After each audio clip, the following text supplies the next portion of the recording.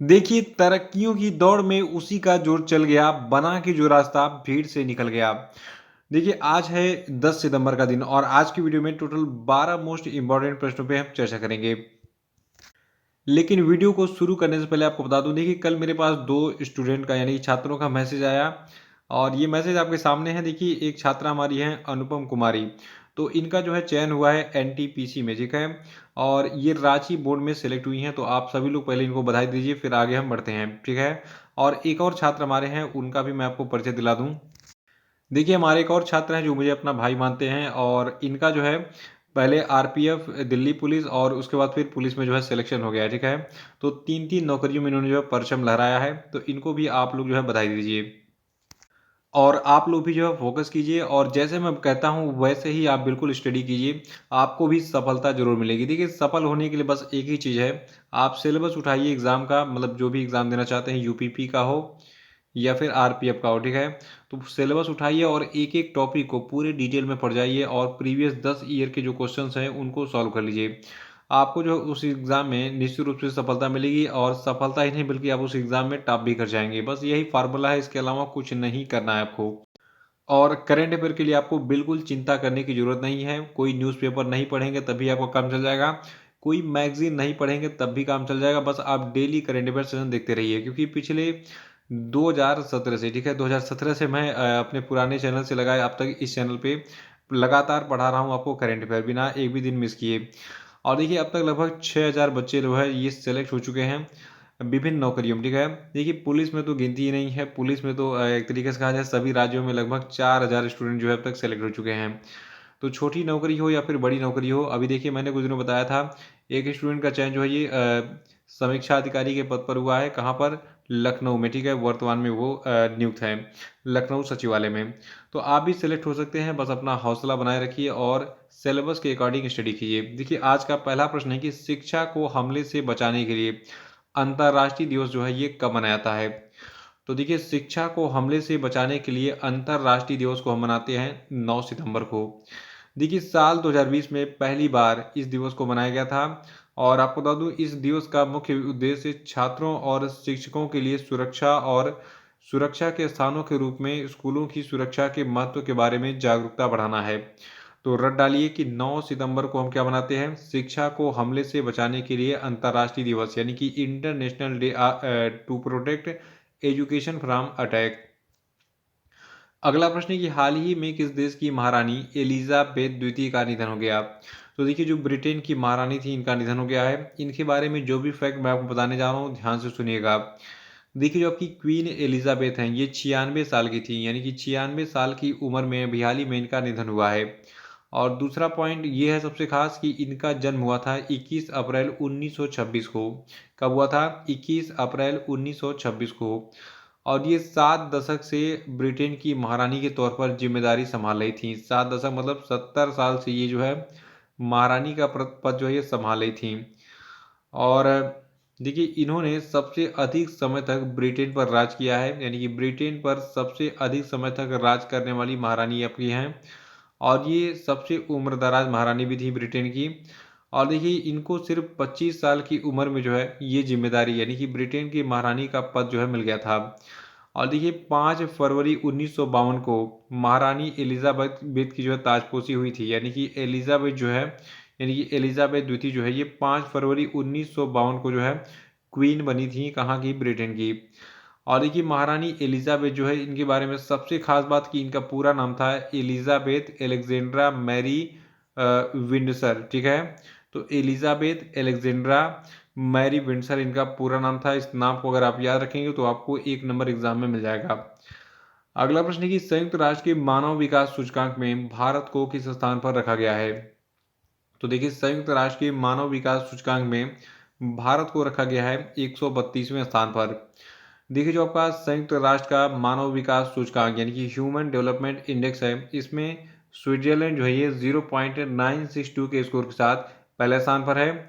और नॉर्वे जो है ये आपका 0.961 के स्कोर के साथ जो है दूसरे स्थान पर है। और जो आपका आइसलैंड है ये तीसरे स्थान पर है सूची में। और इस सूची में चौथे स्थान पर हांगकांग चीन एसएआर है।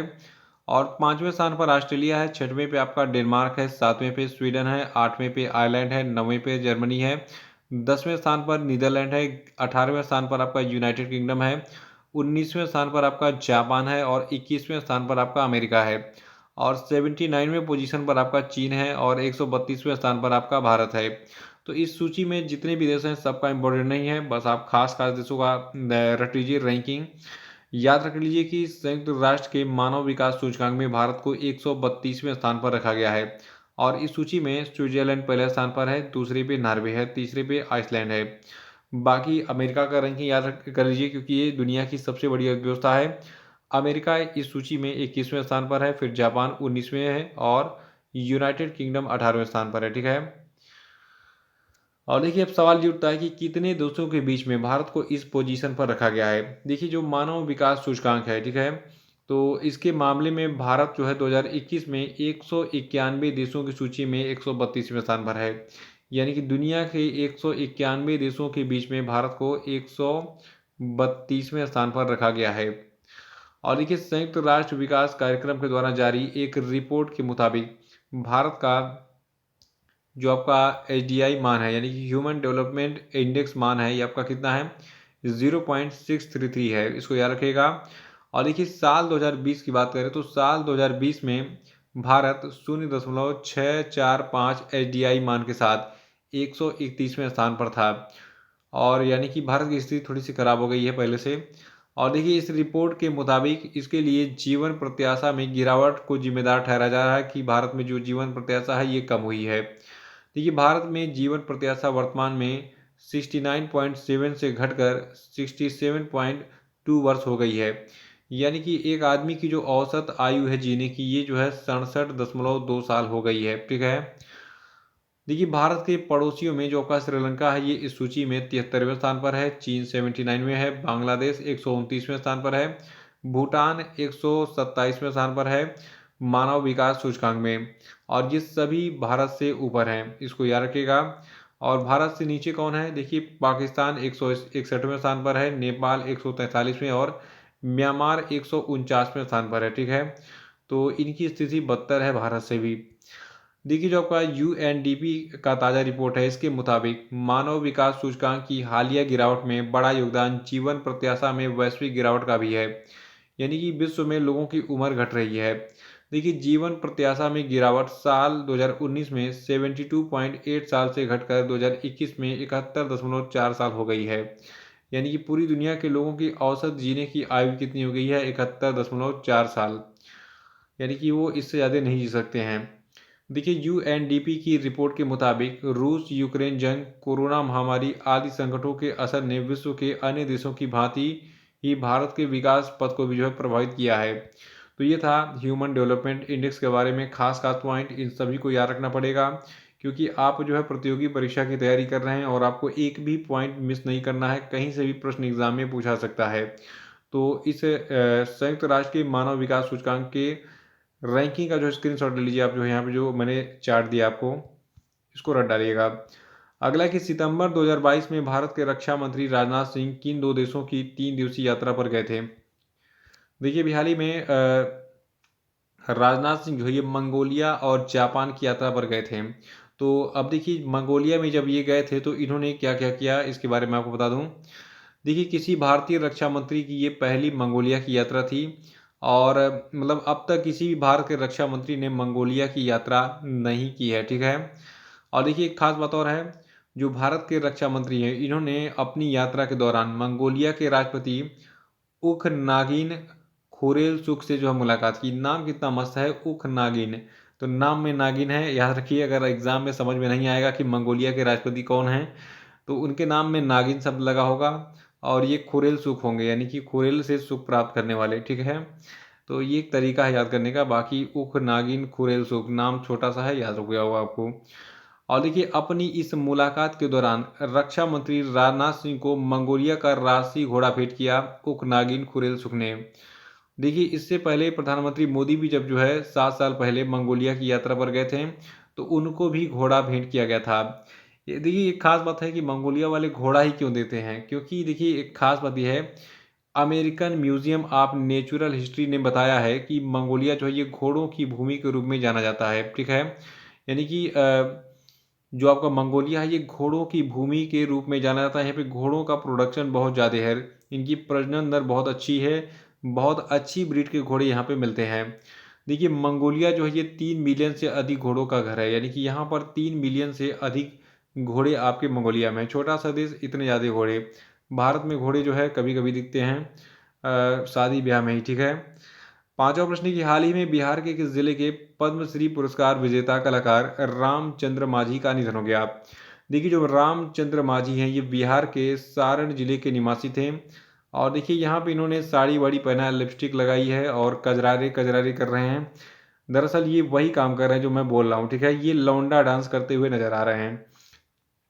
लौंडा डांस होता क्या है, इसको मैं अभी बताऊंगा, पहले फोकस कर लेते हैं इनके ऊपर। देखिए सबसे बड़ी बात कि रामचंद्र मांझी को पद्मश्री अवार्ड जो है दिया जा चुका है। ठीक है, कब दिया गया था इनको, जो है 94 साल की उम्र में 2021 में पद्मश्री अवार्ड मिला था। तो 94 साल इनकी उम्र थी 2021 में, और इनको इस उम्र में पद्मश्री अवार्ड दिया गया था। और रामचंद्र मांझी जो है ये लौंडा नाच के लिए जो है फेमस थे। लौंडा नाच मतलब हो गया कि लड़के क्या करते हैं, साड़ी ब्लाउज पहनेंगे, लिपस्टिक लगाएंगे, गजरा लगाएंगे, नकली बाल लगाएंगे और लड़कियों की तरह डांस करेंगे, तो उसको कहते हैं हम लौंडा डांस। ठीक है, मतलब अपना ट्रांसफॉर्मेशन कर लेते हैं कुछ देर के लिए लड़कियों के रूप में। देखिए मांझी भोजपुरी के शेक्सपियर कहे जाने वाले भिखारी ठाकुर के सहयोगी रहे हैं, और लौंडा नाच से ये अंतर्राष्ट्रीय ख्याति हासिल करने वाले मांझी 30 साल तक नाच मंडली के सदस्य रहे हैं। और देखिए पद्मश्री के साथ साथ इनको लौंडा नाच का भी सम्मान मिला है, और इसके अलावा संगीत नाटक अकादमी समेत कई अन्य पुरस्कार भी जो है, जो आपके रामचंद्र मांझी हैं इनको दिया जा चुका है। और देखिए एक खास बात और है, इन्होंने बिहार की लोक संस्कृति को एक अलग पहचान दिलाई लौंडा नाच के क्षेत्र में, तो इनको हमेशा याद किया जाएगा। और किन किन लोगों ने लौंडा नाच देखा, जरा कमेंट बॉक्स में बताओ। नहीं पता तो यार यूट्यूब पे सर्च करो लौंडा नाच, आपको मिल जाएगा वहाँ पे। तो रामचंद्र मांझी जो है ये लौंडा नाच के लिए काफ़ी फेमस है, और इनको लौंडा नाच के क्षेत्र में विशेष योगदान देने के लिए जो है क्या दिया गया था, पद्मश्री अवार्ड 2021 में। इसको याद रखिएगा। और अब देखिए ये बिहार के थे, तो आपको बताना है कमेंट बॉक्स में बिहार के मुख्यमंत्री कौन है, और बिहार के उप मुख्यमंत्री कौन है, बिहार के राज्यपाल का नाम क्या है, और बाकी बिहार की राजधानी सबको पता है पटना। ठीक है, ये 3 चीज़ें बताइए। जो भी कमेंट बॉक्स में सही उत्तर देगा और उसका स्क्रीनशॉट मुझे मेरे नंबर पर भेजेगा, मैं उसको अगस्त महीने का PDF फ्री में दूंगा। मेरा नंबर है 9।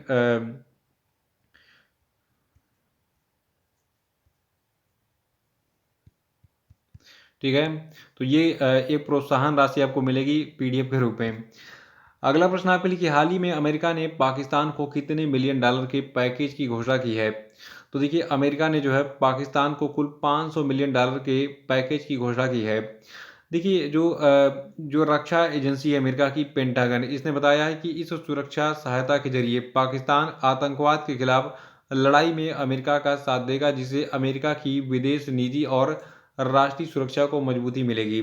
लेकिन एक तरीके से मैं आपको बता दूं, देखिए ये अमेरिका जो आतंकी देश हैं उनको फंडिंग क्यों करता है। देखिए ये एक बहाना है कि चलो ठीक है, हमने तुमको F-16 विमान दिया है, तुम इसकी रख रखाव करोगे इस 500 मिलियन डॉलर की धनराशि थे। लेकिन इससे अमेरिका देखिए क्या करेगा, आतंकवाद को और बढ़ावा देगा। ठीक है, पाकिस्तान को जब 500 मिलियन डॉलर मिलेगा तो पाकिस्तान पहले बम बारूद गोला सब खरीदेगा, और किससे खरीदेगा, अमेरिका से ही खरीदेगा और अन्य देशों से खरीदेगा, और फिर भारत की सीमा पर हमारे जवानों पर जो है ये हमला करेंगे आतंकी लोग। ठीक है, तो ये चीज़ें बहुत गलत हैं। अमेरिका को पाकिस्तान को एक भी रुपए का फंडिंग नहीं करना चाहिए। होता ऐसा ही है, पुराने समय से जो है अमेरिका जितने भी टेरर कंट्री हैं सबको फंडिंग कर रहा है। देखिए हम हमें मतलब एक तरीके से जो मेरी एनालिसिस है उसके अनुसार पाकिस्तान में जो आतंकवाद फैला है उसके लिए जिम्मेदार अमेरिका ही है। सातवां प्रश्न, देखिए अडानी समूह जो ये स्वच्छ ऊर्जा क्षेत्र में 2030 तक जो 70 अरब डॉलर का निवेश कर रही है, इसके तहत सौर मॉड्यूल यानी कि सोलर सेल वगैरह बनाए जाएंगे या सोलर पैनल वगैरह, पवन टरबाइन बनाया जाएगा, यानी कि पवन टरबाइन आपने देखा होगा बड़े बड़े पंखे लगे होते हैं बड़े टावर पे, तो वो पंखे जब नाचते हैं तो उनसे बिजली बनती है, उसी को कहते हैं पवन टरबाइन, जिससे पवन ऊर्जा मिलती है। और हाइड्रोजन इलेक्ट्रोलाइटर बनाएगा। तो इन सभी के लिए जो है 3 गीगा कारखाने लगाए जाएंगे। देखिए गौतम अडानी ने बताया है कि इससे अडानी समूह के पास 45 गीगावाट की अतिरिक्त नवीकरणीय ऊर्जा क्षमता होगी और अभी अडानी समूह की क्षमता 20 गीगावाट नवीकरणीय ऊर्जा की है। इससे जो है क्या होगा, समूह जो अडानी समूह है 2030 तक 30 लाख टन हाइड्रोजन क्षमता भी जोड़ पाएगा। आठवां प्रश्न कि हाल ही में किस राज्य में इंदिरा गांधी शहरी रोजगार गारंटी योजना शुरू की गई? तो देखिए जो इंदिरा गांधी शहरी रोजगार गारंटी योजना है इसको राजस्थान राज्य में शुरू किया गया है, राजस्थान के मुख्यमंत्री अशोक गहलोत के द्वारा। देखिए राजस्थान की जो सरकार है इसने शहरी इलाकों में जरूरतमंद परिवारों को साल में कम से कम 100 दिन का रोजगार मुहैया कराने के लिए अब हाल ही में राजस्थान की राजधानी जयपुर में जो है इस इंदिरा गांधी शहरी रोजगार गारंटी योजना को शुरू किया है।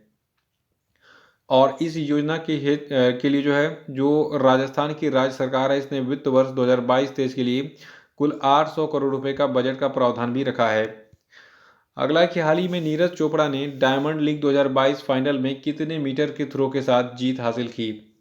तो देखिए जो नीरज चोपड़ा है इन्होंने डायमंड लीग 2022 फाइनल में टोटल 88.44 मीटर के थ्रो के साथ जो है जीत हासिल की। और देखिए जो आपका ये डायमंड लीग है इसका आयोजन अभी हाल ही में जूरिक में किया गया था, ठीक है। और जूरिक में आज डायमंड लीग के फाइनल में पहला स्थान हासिल करते हुए इन्होंने इतिहास रच दिया है। नीरज चोपड़ा ने जो है डायमंड लीग ट्रॉफी जीतने वाले मतलब नीरज चोपड़ा जो है ये डायमंड लीग ट्रॉफी जीतने वाले भारत के पहले खिलाड़ी भी बन गए हैं। यानी कि अब तक किसी ने भी डायमंड लीग नहीं जीता था पूरे भारत में किसी भी खिलाड़ी ने। और नीरज चोपड़ा ने याद रखिएगा 88.4 मीटर का भाला फेंककर चेक गणराज्य के जैकब वाद लेच्चो को पछाड़कर ये फाइनल मैच में जो है जीत हासिल की। आज का 10वां प्रश्न है कि केंद्रीय मंत्रिमंडल ने रेलवे की भूमि को लंबे समय के लिए पट्टे पर देने की नीति के साथ साथ अगले 5 वर्षों में कितने गति शक्ति कार्गो टर्मिनल विकसित करने के प्रस्ताव को मंजूरी दे दी है? तो देखिए टोटल 300 जो है गति शक्ति कार्गो टर्मिनल विकसित करने का प्रस्ताव अभी हाल ही में दिया गया है। लेकिन एक काम सरकार बहुत गलत कर रही है, 100 साल के लीज पर जो है ये रेलवे को दे रही है प्राइवेट कंपनियों को। प्राइवेट कंपनियां मतलब दो ही लोगों के पास पैसा है, या तो अंबानी लेगा या तो अडानी लेगा। तो अडानी ने लिया है इसको। देखिए जो ये 300 टर्मिनल बनाए जाएंगे, सरकार कह रही है कि इन 300 टर्मिनलों की स्थापना से 30,000 लोगों को प्रत्यक्ष और 90,000 लोगों को अप्रत्यक्ष रोजगार के अवसर मिलेंगे। और एक बार सभी टर्मिनलों के चालू होने के बाद रेलवे को लगभग 30,000 करोड़ रुपए का राजस्व मिलेगा। लेकिन जब ये प्राइवेट कंपनी के हाथ में रेलवे चला जाएगा तो ये 30,000 करोड़ किसको मिलेगा? प्राइवेट कंपनियों को ही लेंगी। इससे नुकसान किसका है? जो स्टूडेंट प्रतियोगी परीक्षा की तैयारी कर रहे हैं उनको नुकसान है कि रेलवे को जो है ये लोग जो है 100-100 साल के लीज पर बांटने लगे हैं एक एक स्टेशन को। अगला कि हाल ही में अमेरिका ने यूक्रेन और रूस से चुनौती का सामना कर रहे अन्य यूरोपीय देशों के लिए कितने अरब अमेरिकी डॉलर की सैन्य सहायता की घोषणा की है? तो देखिए ये अमाउंट है 2 अरब अमेरिकी डॉलर, ठीक है।